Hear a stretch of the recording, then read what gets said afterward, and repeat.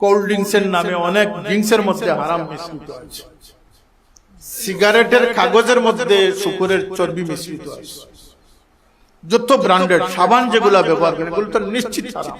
যে দেশে এখন 80% খাদ্য ভেজাল আছে সে দেশ, এবং আরেকটা সতর্ক বার্তা হচ্ছে যে আমাদের দেশে প্যাকেটজাত যে খাদ্য যেগুলো আসতেছে, নুডলস, চকলেট, প্রিজারভেটিভ যে সমস্ত খাদ্য আসতেছে এগুলো এখন দেদারসে বিভিন্ন দেশ থেকে আনার লাইসেন্স আছে। সুতরাং এটা কোরিয়া থেকে যে আসতেছে এটার মধ্যে শুকরের গোশত মিশ্রিত আছে, না ওই কুকুরের গোশত মিশ্রিত আছে। আর আমরা সমানে এই নুডলস গুলো নিয়ে মেহমানদারি করতেছি, নিজে খাইতেছি, কিন্তু আমরা ইনগ্রিডিয়েন্টস দেখি না যে এটা কি দিয়ে বানানো। আমরা যেন আমাদের বাচ্চাদেরকে মানুষ বানাবার চেষ্টা করতে পারি। আগে মানুষ বানান, তারপরে ডিগ্রি হাসিল করেন, আগে মানুষ হতে। আমরা যদি 3 বছরে কেজি স্কুলে দিয়ে দিই আর আমরা ব্যবসা নিয়ে ব্যস্ত হয়ে যাই, বাচ্চা এসে ঘুমিয়ে পড়ে, বাবার সাথে দেখা হয় না, সকালে উঠে বাবা চলে যান, সে স্কুলে চলে যায়। এই হচ্ছে আমাদের সামাজিক অবস্থা, যে কারণে বাবার প্রতি সম্মানবোধ কমে যাচ্ছে। আসুন আমরা সকলে মিলে এই যে পূর্ব গৌরীপুর লতিফিয়া সমাজসেবা পরিষদ, তাদের অনেক সেবামূলক খেদমতের ফিরিস্তি তাদের এই আজকের প্রকাশিত বইয়ের মধ্যে আছে। আল্লাহ তাদেরকে আরো খেদমতের তৌফিক দান করুন, যাতে তারা এই দূষিত সমাজ থেকে সমাজকে দুষ্মুক্ত করে একটি নির্ভেজাল সমাজ প্রতিষ্ঠায় সহযোগিতা করতে পারে, যেখানে যে ধর্মের মানুষ হোক আমাদের সম্প্রীতি বজায় থাকবে, আদব বজায় থাকবে, মান্যতা বজায় থাকবে। ফাতেমা রাদিয়াল্লাহু আনহা যখন আল্লাহর নবীর ঘরে প্রবেশ করছেন, রাসূল পাক সাল্লাল্লাহু আলাইহি ওয়াসাল্লাম তার আসন থেকে উঠে গিয়ে তাকে ইস্তেকবাল করতেন এবং তার হাতে ধরতেন, চুমু দিতেন, তার স্থানে বসাতেন। এই সম্মান আমরা আমাদের বাচ্চাদেরকে শিখাবো। এখন আজকের যে আমাদের দুর্ভিক্ষ, আজকে রাস্তাঘাটের অবস্থা আগের চেয়ে অনেক অনেক ভালো, বিদ্যুতের ব্যবস্থাপনা ভালো, প্রতিষ্ঠানগুলোতে যে ভবনের প্রয়োজন সেটা ভালো, অবকাঠামোগত উন্নয়ন ভালো, কিন্তু আমাদের যে দুর্ভিক্ষ সেটা হচ্ছে মানবতার দুর্ভিক্ষ, আদবের দুর্ভিক্ষ, সম্মান শ্রদ্ধার দুর্ভিক্ষ।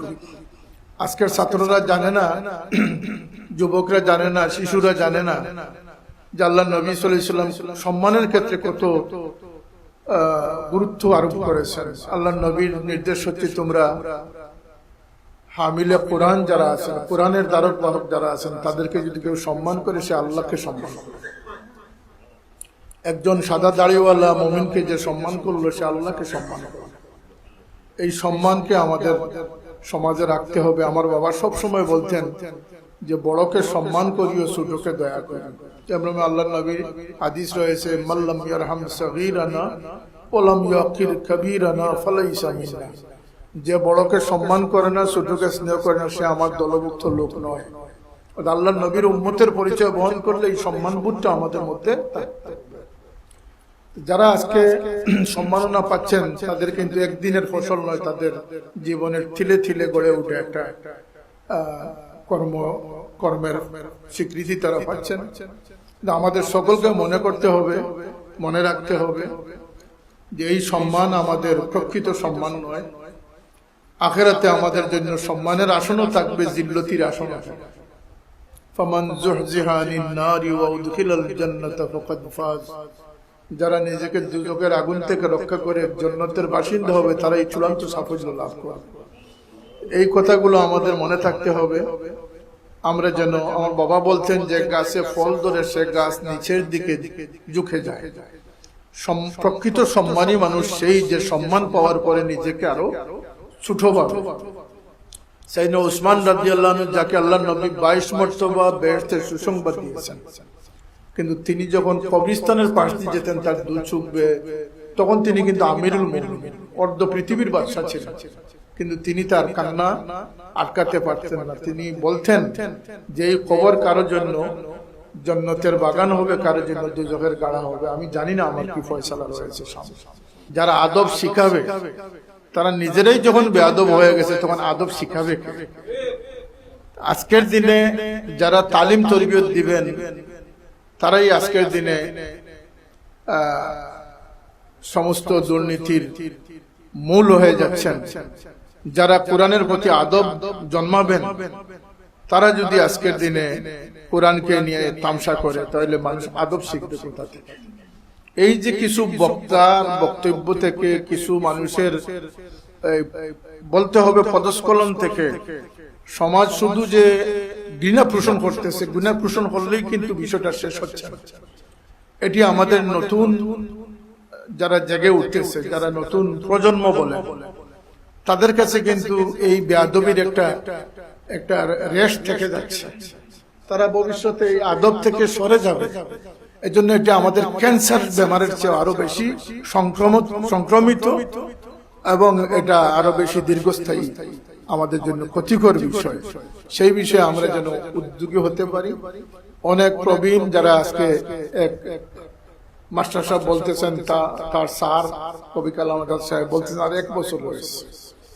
এই যে মানুষগুলো আমাদের থেকে সরে যাচ্ছে, এক প্রিন্সিপাল কালাম আজাদ সাহেব, যিনি ফেঞ্চুগঞ্জ ডিগ্রি কলেজের প্রিন্সিপাল থাকা অবস্থায় যতটি ছাত্র তার হাতে এসেছে, ছাত্র এবং ছাত্রী, আদবি না হয়ে বের হওয়ার সুযোগ ছিল না। তিনি নিজে আদবান্ত একজন আদবি মানুষ। তার শুধু শিক্ষাই তিনি দেন নাই, তিনি মানুষ হওয়ার সবক দিয়েছেন। আমরা যত বড় মুমিনের দাবি করি, যদি আমাদের ফাউন্ডেশন কাঁচা থাকে, আমরা যদি মানুষ হতে ভুল করি, তাহলে কোনোদিন আপনি ইমানদার হতে, কারণ মানুষ হওয়ার পরের দরজাটা হচ্ছে মুসলমান, মুসলমান হওয়ার পরের দরজাটা হচ্ছে মুমিন, মুমিন হওয়ার পরের দরজাটা হচ্ছে মুহসিন। আমরা তো মুহসিন সম্পর্কে আমরা জানি না। সুতরাং আমাদের মধ্যে প্রথমে মানবতা থাকতে হবে। একজন তিনি উল্লেখ করেছেন যে কিন্ডারগার্টেন, যেখানে ছাত্রদেরকে সকালে নিয়ে যাওয়া হচ্ছে এবং গুড মর্নিং দিয়ে তাদের শুভ সকাল হচ্ছে। আর আগেকার যুগে সবাই মক্তবের মধ্যে বাচ্চাদেরকে তালিম তরবিয়ত দেওয়া হতো। এটা বুনিয়াদী শিক্ষা ছিল, এটা বুনিয়াদী শিক্ষা ছিল। এগুলো থেকে আমরা দূরে সরে যাচ্ছি। আমরা এই ভবিষ্যতে আমাদের সমাজে আমরা খুব ভালো কিছু আশা করার সুযোগ নাই। তাই আসুন আমরা সকলে মিলে এই যে পূর্ব গৌরীপুর লতিফিয়া সমাজসেবা পরিষদ, তাদের অনেক সেবামূলক খেদমতের ফিরিস্তি তাদের এই আজকের প্রকাশিত বইয়ের মধ্যে আছে। আল্লাহ তাদেরকে আরো খেদমতের তৌফিক দান করুন, যাতে তারা এই দূষিত সমাজ থেকে সমাজকে দুষ্মুক্ত করে একটি নির্ভেজাল সমাজ প্রতিষ্ঠায় সহযোগিতা করতে পারে, যেখানে যে ধর্মের মানুষ হোক আমাদের সম্প্রীতি বজায় থাকবে, আদব বজায় থাকবে, মান্যতা বজায় থাকবে। কারণ এগুলো ছাড়া কিন্তু আমাদের সমাজ ধরে রাখা। আমি এক বক্তব্যে বলেছিলাম যে এদেশে সরকারের একটা অন্যতম দায়িত্ব রয়েছে মানুষের জানমালের নিরাপত্তা নিশ্চিত করা, কিন্তু সরকারি সমস্ত বাহিনী এমনকি এইভাবে কোরআন শরীফের আয়াত, যে একজন মানুষকে অন্যায়ভাবে হত্যা করলো সেজন্য সমস্ত জাহানকে হত্যা করলো, সমস্ত মানুষকে হত্যা করলো। এই তাড়না থেকেই আমরা গোপনীয় অপরাধ থেকে আমরা বেঁচে আছি আমাদের ধর্মীয় অনুভূতির কারণে। সুতরাং ধর্মীয় অনুভূতি বাড়াতে হবে। সম্মানিত মানুষ হয় কি দিয়ে? তারা আকল বিবেক দিয়ে, ইলম দিয়ে। আল্লাহ ফিরিস্তাদেরকে সেজদা নিয়েছেন আদমের প্রতি, আদমকে ফিরিস্তারা সেজদা করেছেন আদমের শরীরের আকৃতির জন্য। ওয়াল্লামা আদমাল আসমা কুল্লাহা সুম্মা আরাদাহুম আলাল মালায়েকা। আগে আদম আলাইহিস সালামকে আল্লাহ শিক্ষিত বানিয়েছেন, জ্ঞানী বানিয়েছেন, ইলমদার বানিয়েছেন, ইলমের কারণে সম্মান দিয়েছেন। সুবহানাল্লাহ।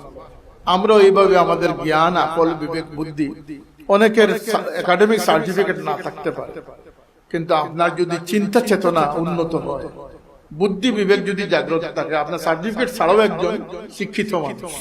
আপনি সমাজের বিচার করতে পারেন, কিন্তু প্রফেসর সাহেবরা বিচার হয়তো নাও করতে পারে। আপনি কিন্তু একজন বিচারী মানুষ, বিবেকবান মানুষ। সুতরাং আমাদের সকলের এই প্রচেষ্টা থাকা উচিত। আর কোরআনে পাকের সাথে আমাদের সম্পর্ক থাকা উচিত। সম্মান কিভাবে হয় আল্লাহ নবী বলে দিয়েছেন, আশরাফু উম্মতি হামালাতুল কোরআন ওয়া আসহাবুল লাইল। আমার উম্মতের শ্রেষ্ঠ সম্মানিত মানুষ তারা যারা কোরআনের ধারক বাহক হতে পারে। আপনি বলবেন যে হাফিজ তো আমি না, কিন্তু হাফিজকে যে আপনি গাইড দিচ্ছেন, আপনি যে লজিং দিচ্ছেন, আপনি যে ওই হাফিজি মাদ্রাসায় কন্ট্রিবিউশন করছেন, এটা আপনার কিন্তু কোরআনের খেদমতের মধ্যে আপনি শামিল হয়ে গেছেন। সুবহানাল্লাহ। এই মাদ্রাসা মুসলিমাবাদ আলী মাদ্রাসা, এখানে যে আপনার কন্ট্রিবিউশন আছে, আপনি কিন্তু ইলমের চর্চাতে আপনি শামিল হয়ে গেছেন, দারুল কিরাতে আপনি সম্পৃক্ত আছেন, আপনি কিন্তু কোরআনের বাগানের সাথে সম্পৃক্ত আছেন। নিয়তকে প্রসারিত করুন, দিলকে অন্তরকে ভালো বানান, এবং মানুষের যেখানে যে খেদমত আছে প্রতিদিনের একটা হিসাব রোজনামসা আমাদের জন্য তৈরি হচ্ছে। 360 দিনের একটি ডায়েরি রয়েছে, আমাদের সকলেরই ডায়েরি আছে, আজকে কোথায় যাব, কালকে কি করলাম না করলাম সব ডায়েরি আছে। আমাদের জীবনের একটা ডায়েরি নির্মিত হচ্ছে, সেটা কিরামান কাতিবিনা ইয়ালামুনা মা তাফআলুন। প্রতিদিনের পৃষ্ঠা যেন ভরপুর হয়ে যায়, প্রতিদিন হিসাব করেন কতটি ভালো কাজ করলেন, কতটি মন্দ কাজ করলেন। যাই হোক, সময় সংক্ষিপ্ত, আমি এই পূর্ব গৌরীপুর লতিফা সমাজসেবা পরিষদ সভাপতি সহ সেক্রেটারি সহ যারা আছেন তাদের আন্তরিক মোবারকবাদ জানাই, এবং যারা আজকে সম্মাননা পাচ্ছেন তাদের জীবনের প্রতিটি পদক্ষেপ এবং দুনিয়া আখিরাতের সাফল্য আল্লাহ পাক যেন তাদেরকে নসিব করেন। এবং যারা আজকে অতিথিবৃন্দ এখানে উপস্থিত হয়ে গুরুত্বপূর্ণ সময় ব্যয় করেছেন তাদের প্রতি আন্তরিক মোবারকবাদ, কৃতজ্ঞতা। আমরা এই অঞ্চল আমার বাবার অত্যন্ত প্রিয় এক অঞ্চলের মধ্যে এক অঞ্চল, কথা ঠিক না? এটা প্রিয় অঞ্চলগুলোর মধ্যে একটি অঞ্চল। সুতরাং এখানে কোনো বিষয় হলে আমাদেরকে কষ্ট দেয়, আমরা যেন সামাজিকভাবে অনর্থক কাজ থেকে আমরা বিরত থাকতে পারি, আমরা যেন আমাদের বাচ্চাদেরকে মানুষ বানাবার চেষ্টা করতে পারি। আগে মানুষ বানান, তারপরে ডিগ্রি হাসিল করা, আগে মানুষ হতে হতে। অনেক অপকর্ম আমাদের সমাজে করতেছে, তার কারণ হচ্ছে এ মানুষ হওয়ার সুযোগ পায় না। মানুষ হলে পরে তারপরে সে ডিগ্রিদারি হলে সেই মানবতার সাথে ডিগ্রিটা একাকার হয়ে তাকে একজন আদর্শ মানুষ হিসেবে প্রতিষ্ঠিত করবে। আমাদের সন্তানদেরকে 7 বছর পর্যন্ত আমাদের উষ্ণতা দেওয়ার জন্য নির্দেশ এসেছে। আমরা যদি 3 বছরে কেজি স্কুলে দিয়ে দিই আর আমরা ব্যবসা নিয়ে ব্যস্ত হয়ে যাই, বাচ্চা এসে ঘুমিয়ে পড়ে, বাবার সাথে দেখা হয় না, সকালে উঠে বাবা চলে যান, সে স্কুলে চলে যায়। এই হচ্ছে আমাদের সামাজিক অবস্থা, যে কারণে বাবার প্রতি সম্মানবোধ কমে যাচ্ছে, মা বাবার প্রতি দায়িত্ব কমে যাচ্ছে, মা বাবাকে শেল্টারে দিয়ে দেওয়া হচ্ছে, আশ্রমে দিয়ে দেওয়া হচ্ছে। এটা ঘটবে, আরো অনেক কিছু ঘটবে। এই গোটার জন্য আমাদের তকদির দায়ী না, আমাদের সামাজিক অবক্ষয় হচ্ছে সবচেয়ে বড় দায়ী, আমাদের চিন্তা হচ্ছে সবচেয়ে বড় দায়ী। আরো বিপর্যয় আসবে।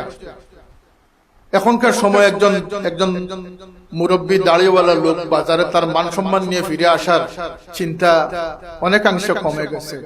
কোন পাতলা লোক এসে, কোন নাবালক এসে তাকে দাড়ি ধরে অসম্মান করাও কোনো অসম্ভব কিছু না। যেভাবে আমাদের দেশে এই মব কালচার সৃষ্টি করা হচ্ছে, এবং দুঃখজনক ভাবে এই মব কালচার গুলো ইসলামের নামে চালিয়ে যাওয়া হচ্ছে।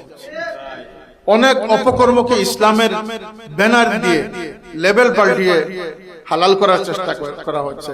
আসলে এরা ইসলামিস্ট নয়, এরা তাদের অপকর্মকে আড়াল করার জন্য তারা ইসলামিক সেজেছে, এটাই বাস্তব। কোরআন নিয়ে যা তা ইচ্ছা 54টা ভুল ধরে ফেলেছে, 3 না 13। সে কোরআন শরীফের মর্ম বা কি বুঝবে? সে কোন উস্তাদের কাছে যায় নাই, সে নির্দিষ্ট বই পড়ে যদি কোরআন তালাশ করে সে কোরআনের মধ্যে ভুল ধরেছে। কোন ইহুদ নাসারা 1400 বছর যাবত কোরআনে ভুল ধরতে পারে নাই, সে কোরআনে ভুল ধরে ফেলেছে। এদের হাত থেকে, এদের সেই দৃষ্টতা থেকে ইসলামকে হেফাজত করা আমাদের সকলের দায়িত্ব। আজকের সমাজে আমাদের অর্থের অভাব কমে গেছে, আমাদের খাদ্যের অভাব কমে গেছে। যে কোনো বাজারে যান, যে কোনো মৌসুমের ফল কিনতে চান সেটা পাবেন, যে কোনো সবজি কিনতে চান যে কোনো বাজারে গেলে পাবেন। সেটা ভেজাল হতে পারে এবং নিশ্চিত এটা ভেজাল, কিন্তু পাবে না, নিশ্চিত ভেজাল। আমি এগুলো নিয়ে অনেক বড় বড় জায়গায় আমি আলোচনা করেছি যে কিসের ডিজিটাল। যে দেশে এখন 80% খাদ্য ভেজাল আছে সে দেশ, এবং আরেকটা সতর্ক বার্তা হচ্ছে যে আমাদের দেশে প্যাকেটজাত যে খাদ্য যেগুলো আসতেছে, নুডলস, চকলেট, প্রিজারভেটিভ যে সমস্ত খাদ্য আসতেছে, এগুলো এখন দেদারসে বিভিন্ন দেশ থেকে আনার লাইসেন্স আছে। সুতরাং এটা কোরিয়া থেকে যে আসতেছে এটার মধ্যে শুকরের গোশত মিশ্রিত আছে, না ওই কুকুরের গোশত মিশ্রিত আছে। আর আমরা সমানে এই নুডলস গুলো নিয়ে মেহমানদারি করতেছি, নিজে খাইতেছি, কিন্তু আমরা ইনগ্রিডিয়েন্টস দেখি না যে এটা কি দিয়ে বানানো। এক ক্ষেত্রে আমাদের যারা লন্ডন, আমেরিকা, ইউরোপে আছেন তারা অনেক ভালো আছে, তাদের বাচ্চারা কোনো খাবার পরীক্ষা না করে তারা মুখে দিবে না। আর আমাদের বাজার হচ্ছে কুল্লু হালাল, যা পাওয়া যাবে সবই হালাল, কারণ বাংলাদেশ মুসলমানদের দেশ। এখানে কিন্তু অনেক হারাম মিশ্রিত হয়ে বাচ্চাদের শরীরে হারাম প্রবেশ করতেছে। কোল্ড ড্রিঙ্কস এর নামে অনেক ড্রিঙ্কস এর মধ্যে হারাম মিশ্রিত আছে, সিগারেটের কাগজের মধ্যে শুকরের চর্বি মিশ্রিত আছে, যত ব্র্যান্ডেড সাবান যেগুলা ব্যবহার করে এগুলো তো নিশ্চিত হারাম। সুতরাং আমাদের এই সামগ্রিকভাবে আমরা অত্যন্ত নাজুক পরিস্থিতিতে, অত্যন্ত সংকীর্ণতার মধ্যে আছি। আজকের এই ডিজিটালাইজ দেশ, গ্লোবাল ওয়ার্ল্ড নেটওয়ার্ক, এগুলা অনেকের জন্য আশার বাণী, আনন্দের উল্লাস, কিন্তু ইমানদারদের জন্য এটা অত্যন্ত বিপজ্জনক এবং দুঃখ। এই কথাটা অন্তর দিয়ে পোষণ করেন, মান রাআ মুনকারান ফালইউগাইয়িরু বিয়াদিহি, হাত দ্বারা প্রতিহত করবেন কোন অন্যায় দেখলে, ফাইল্লাম ইয়াস্তাতি ফাবিলিসানিহি, কণ্ঠ দিয়ে, জবান দিয়ে প্রতিবাদ করবেন, ফাইল্লাম ইয়াস্তাতি ফাবিকলবি, অন্তর দিয়ে ঘৃণা পোষণ করা, ওয়াযালিকা আদাফুল ঈমান, সর্বনিম্ন পর্যায়ে। আমরা সচেতন মুসলমান হওয়ার তৌফিক আল্লাহ পাক আমাদেরকে দান করুন। আমাদের মসজিদ, আমাদের ইসলামী সংস্কৃতি রক্ষা করতে হবে, আদব রক্ষা করতে হবে, ইখলাস, তাকওয়া এগুলোকে হেফাজত করতে হবে। আল্লাহ আমাদের সকলকে তৌফিক দান করুন।